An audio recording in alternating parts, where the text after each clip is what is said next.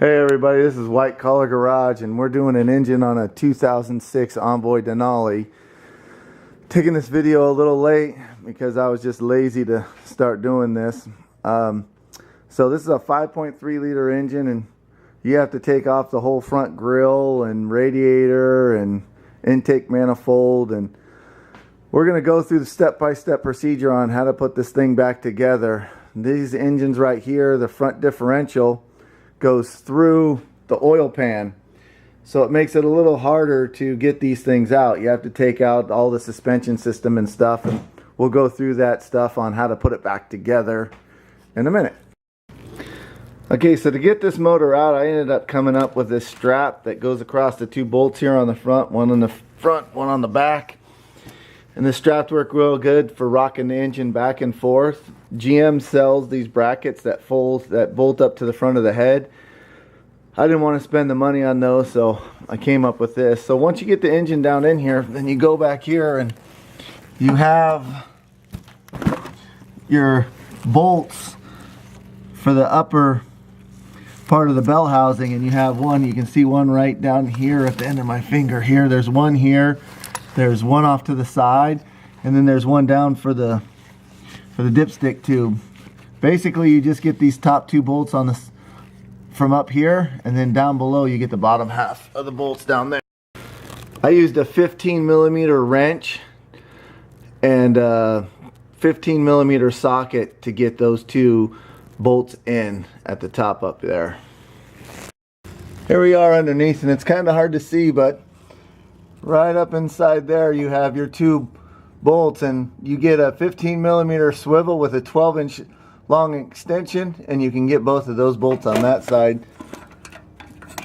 These bolts right here are pretty much the same thing, just real easy. And then we have two more bolts up on this side by the start. Now the passenger side bolts can be you can get them through this little access hole right here. And there they are, right back up inside there. You can just get those with a socket and a ratchet on the lower one, and the top one you have to get with a wrench, but they're pretty easy to get to. Now we're going to get to torque converter bolts, and they're real hard to get to. You got to stick your arm in through the differential hole over here, up around, and then you can see the hole right here at the end of my finger. That's where the torque converter bolts go. So we're going to use a 15mm swivel with a few extensions, and I'm going to show you how to do that right now. Okay, here we got it set up. What I found that's going to work good is the torque converter bolts to the bell housing, or to the oil pan housing, is really tight.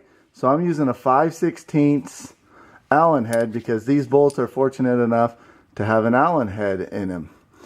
And I'm going to use a swivel extension, a 12-inch, and a 6-inch together. Always when you put torque converter bolts in, you want to make sure you use blue Loctite. So we're going to put some blue Loctite on it. Make sure we get it nice and good. Now we're going to reach down through here, go down inside and get the bolt started. I'll get this thing started. You never want to tighten up your torque converter bolts one at a time at first. You want to get them in there and leave them a little loose. You'll snug it up a little bit by hand and then back it off about a quarter turn. And then over here to the right, I've got set up my socket and ratchet, and we're going to use that to turn the motor over. So we got a 24mm socket on the crank pulley, a 12-inch extension, and this long ratchet, and we're going to rotate the engine around to line up the next bolt on the torque converter.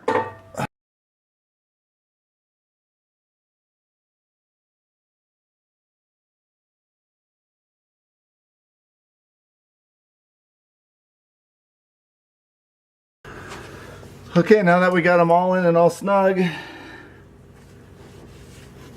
we're going to tighten them up.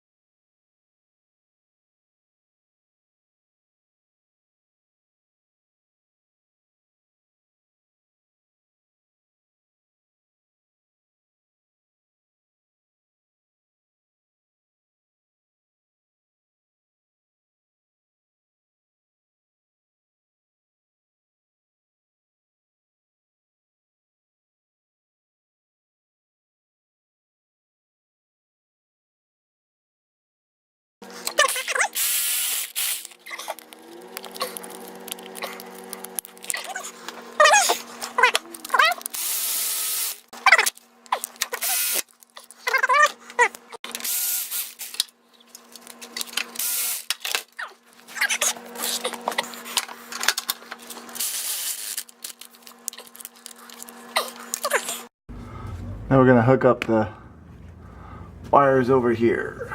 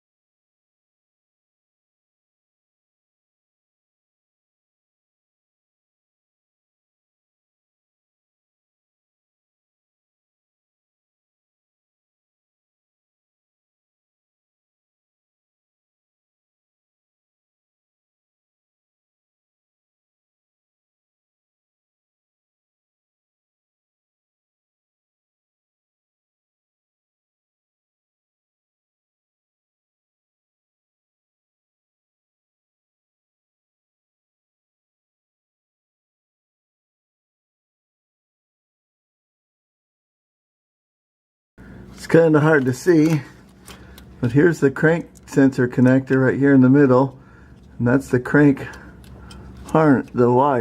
sensor. Well, there's the connector and the sensor.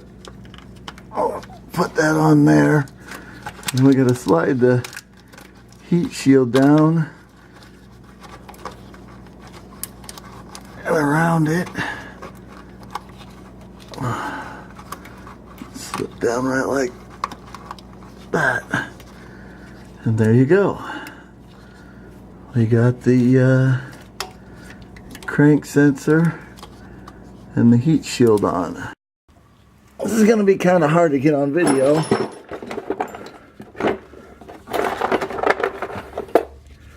We are working in a garage on the floor, so we're going to get this over here. This side over here, we're gonna get it started, and then once we get it started, we'll get a nut on this side, and then at the same time we'll get back over here, and then we'll slide this up and get those started. So we'll try to see as much of this as we possibly can.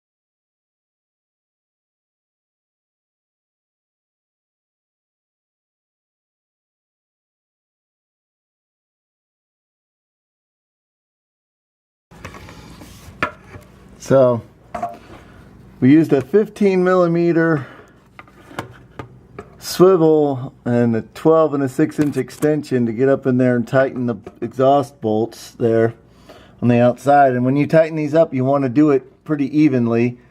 My battery died and it missed all of it. So this side over here we haven't tightened up yet. So we're going to go ahead and tighten that up now.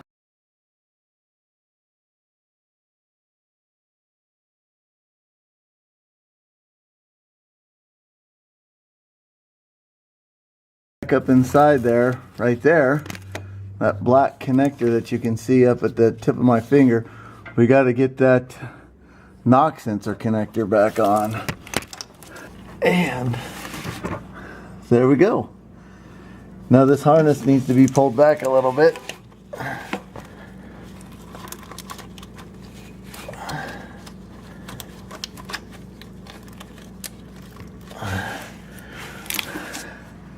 There we go. Knock sensor's on. And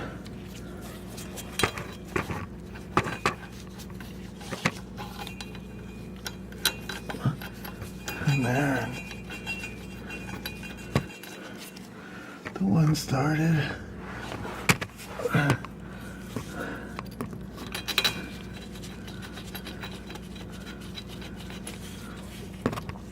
The other one started.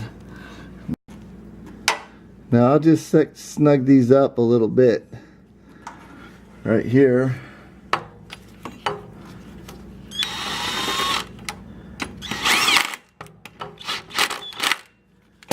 There we go. We're going to spin this around. Make sure the drive shaft's in this little tab right here.